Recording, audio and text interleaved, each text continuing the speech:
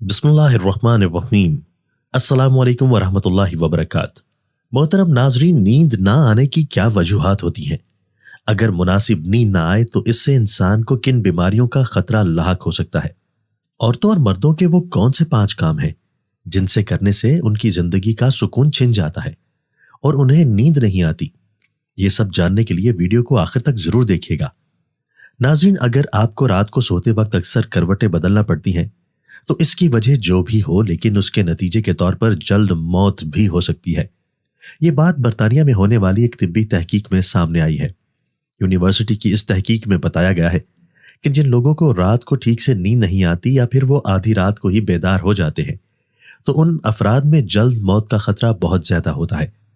محترم ناظرین، اس تحقیق میں 5 لاکھ درمیانی عمر کے لوگوں کو شامل کیا گیا اور اس تحقیق سے یہ بات سامنے آئی کہ نیند کے مسائل کا شکار لوگ، خاص کر ذیابیطس کے مریضوں میں اس کے نتیجے میں کسی بھی وجہ سے جلد مرنے کا خطرہ 87% بڑھ جاتا ہے۔ اس سے پہلے بھی 2019 میں کیلیفورنیا یونیورسٹی کی ایک تحقیق میں یہ دعویٰ کیا گیا تھا کہ صرف ایک رات کو کم سونا بھی ذہنی بے چینی، خوف اور اعصابی تناؤ کا خطرہ 30% تک بڑھا دیتا ہے۔ ایک اور تحقیق میں محققین کا کہنا تھا کہ ہم نے گہری نیند کا ایک نیا فائدہ دریافت کیا ہے جو رات بھر دماغی کنیکشن دوبارہ منظم کر کے ذہنی تناؤ اور بے چینی کو کم کر دیتا ہے۔ نیند کی کمی سے ذہن بوجھل ہوتا ہے اور مختلف مسائل کا شکار ہو جاتا ہے۔ محترم ناظرین، رسول اللہ صلی اللہ علیہ وآلہ وسلم نے فرمایا، جس کا مفہوم کچھ یوں ہے: اللہ تعالیٰ کمی بیشی معاف فرمائے۔ 5 طرح کے لوگوں کو نیند نہیں آتی۔ ناظرین، اس ویڈیو میں ہم خاص طور پر ان عورتوں کے بارے میں احادیث کی روشنی میں بات کرنے والے ہیں جن کو نیند نہیں آتی۔ وہ 5 عورتیں کون سی ہیں؟ ملاحظہ کیجیے۔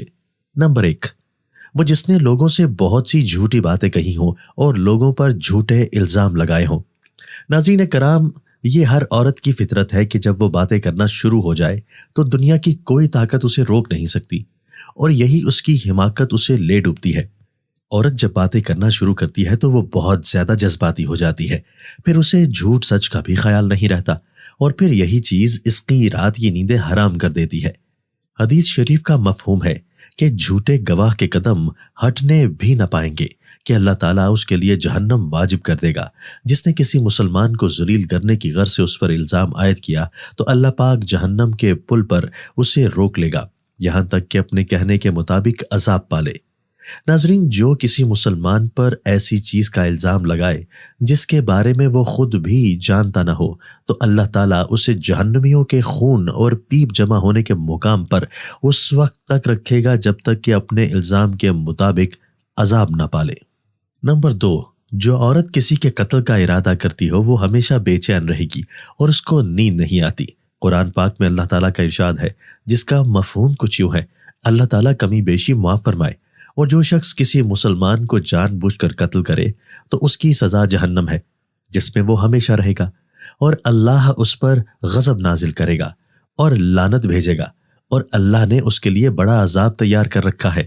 اسی وجہ سے ہم نے بنی اسرائیل کو یہ پیغام لکھ دیا تھا کہ جو کوئی کسی کو قتل کرے جبکہ یہ قتل نہ کسی اور جان کا بدلہ لینے کے لیے ہو اور نہ کسی کے زمین میں فساد پھیلانے کی وجہ سے ہو تو یہ ایسا ہے جیسے اس نے تمام انسانوں کو قتل کر دیا، اور جو شخص کسی کی جان بچا لے تو یہ ایسا ہے جیسے اس نے تمام انسانوں کی جان بچا لی۔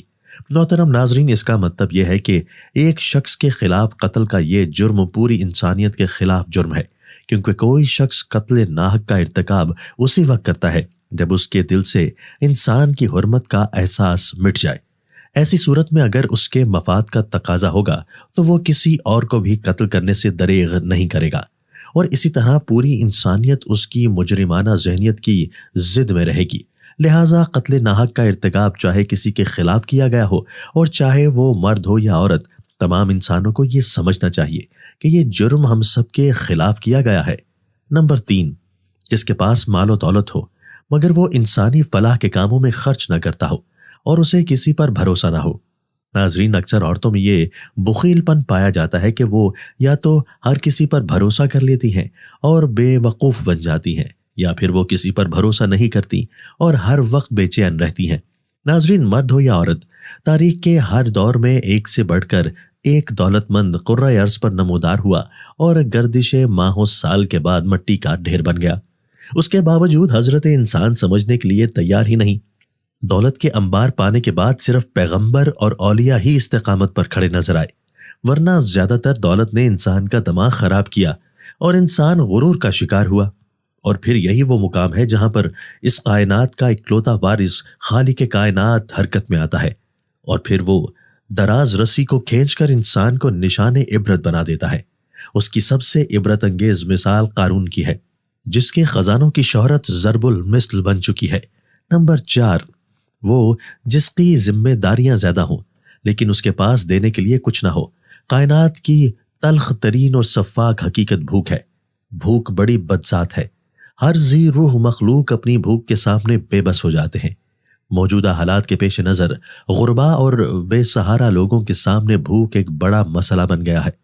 بحیثیت مسلمان ہمارے اوپر یہ فرض ہے کہ ہم ارد گرد رہنے والے غربا اور مساکین کی مدد کریں، جو اللہ پاک کے نزدیک سب سے زیادہ پسندیدہ عمل ہے۔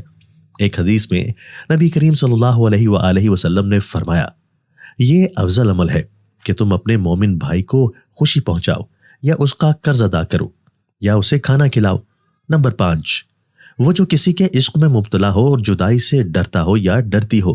ناظرین، کسی اپنے کی جدائی کبھی بھی آسان نہیں ہوتی۔ اس جدائی کا احساس آپ کی دنیا کو برباد کر سکتا ہے اور ڈپریشن کو بھڑکا سکتا ہے۔ وجہ چاہے کچھ بھی ہو، کچھ لوگ محبت کرنے والوں کی جدائی کو جلد ہی قبول کر لیتے ہیں اور آگے بڑھتے ہیں، لیکن کچھ کو ڈپریشن کا سامنا کرنا پڑ سکتا ہے۔ صحت مند زندگی گزارنے کے لیے نیند بہت ضروری ہے۔